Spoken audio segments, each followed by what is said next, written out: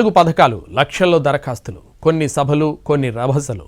తెలంగాణలో గ్రామ సభలు ఇలా ముగిశాయి. ఈ నెల 26 నుంచి ప్రారంభం కానున్న 4 పథకాల్లో అర్హులైన వాళ్ల పేర్లను వినిపించారు.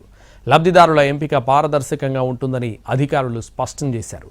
గ్రామ సభల్లో ఉన్న లిస్టేమీ ఫైనల్ కాదని, అర్హులైన వారికే పథకాలు అందిస్తామని మంత్రులు అన్నారు. తెలంగాణ వ్యాప్తంగా గ్రామ సభలు ముగిశాయి. ఈ నెల 26 నుంచి 4 పథకాలు ప్రారంభం కానున్న నేపథ్యంలో రైతు భరోసా, ఇందిరమ్మ ఆత్మీయ భరోసా, రేషన్ కార్డులు, ఇందిరమ్మ ఇళ్ల పథకాలకు సంబంధించి లబ్ధిదారులను ఎంపిక చేశారు అధికారులు. అర్హులైన వారి పేర్లను గ్రామ సభల్లోనే చదివి వినిపించారు.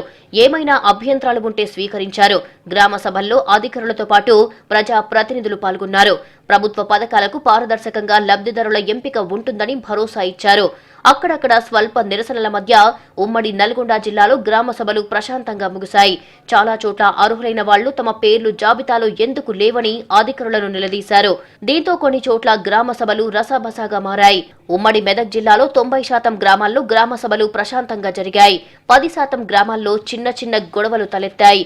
ఉమ్మడి నిజామాబాద్ జిల్లాలో గ్రామ, వార్డు సభలు, నిరసనలు, నిలదీతల మధ్య జరిగాయి. గ్రామ సభలకు ప్రతినిధులు ముఖం చాటేశారు. ఆరుమూరులో జరిగిన గ్రామ సభలో ఎన్నికల హామీలపై జనం నిలదీశారు. బాన్సువాడ గ్రామ సభలో గందరగోళం ఏర్పడింది.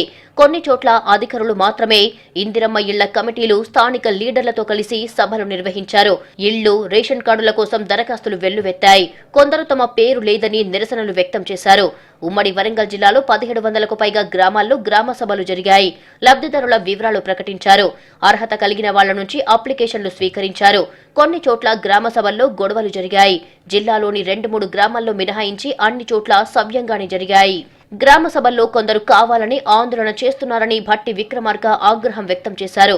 ఇందిరమ్మ ఇళ్లిస్తే కాంగ్రెస్ కు మేలు జరుగుతుందేమో అనే భయం పట్టుకుందన్నారు.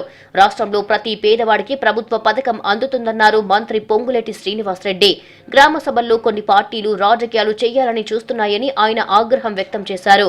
గ్రామ సభల్లో ఉన్న లిస్టేమీ ఫైనల్ కాదని, అర్హులైన వారికే పథకాలు అందిస్తామన్నారు మంత్రి పొంగులేటి.